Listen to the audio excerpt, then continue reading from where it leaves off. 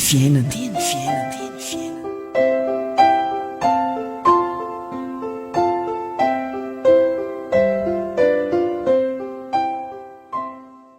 izay manota dia avy amin'ny devoly, satria ny devoly manota hatramin'ny voalohany izao no nisy ahoan'ny zanak'Andriamanitra dia ny andrava ny asan'ny devoly.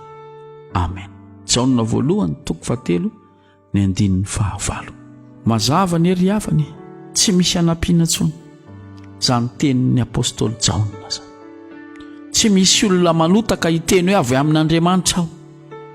Fa ny fampianaran'ny Jaona eto dia tena mahitsy miteny hoe izay manota dia avy amin'ny devoly. Tsisy ady varotra azo atao zany ka hiteny hoe tsy za avy amin'Andriamanitra ihany fa mba sintra solafaka fotsiny. Tsy ary havana. Ny olona voatarika amin'ny fahotana dia ny devoly nahatonga azy hanota, noho izany dia avy amin'ny devoly izy. Fianakavian'ny Satana izy. Ianao izay mienzo tenin'Andriamanitra ity ve te ho fianakavian'ny Satana ve ianao? Te ho lazaina ve ianao hoe avy amin'ny devoly? Firy moa ny olona tafotohana rehefa tenenina hoe misy devoly ianao. Andao ianao rohana devoly, firy ny olona tafotohana ka miteny hoe fa ahoana ny rohanao devoly? Ngazy izao misy devoly. Dia io Jaona apôstôly miteny mahitsy ry havana.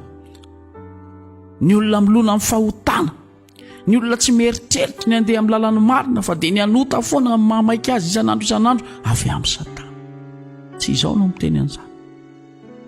Tenin'Andriamanitra no miteny an'izany. Noho izany na izao izay mandre zany tenin'Andriamanitra zany, na ianao izay mandre zany tenin'Andriamanitra zany, andao hitodika amin'Andriamanitra. Mba tsy ho atsoina hoe zanaky ny Satana, taranaka ny menarahana ry havana. Fifaliana nge zany atsoina hoe zanak'Andriamanitra zany. Aza pitehana amin'ny lalam-pahotana ny mahazanak'Andriamanitra anao.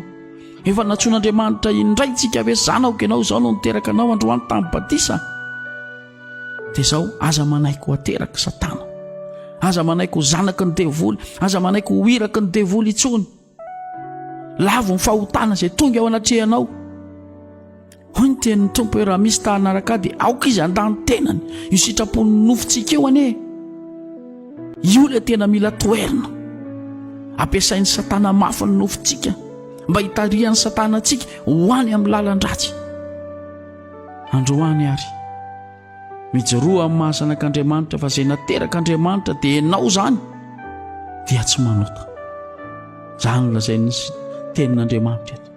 Ary ny zanak'Andriamanitra Jesosy Kristy ny voalohany, isika koa ny andrahana antsika dia ny andrava ny asan'ny devoly.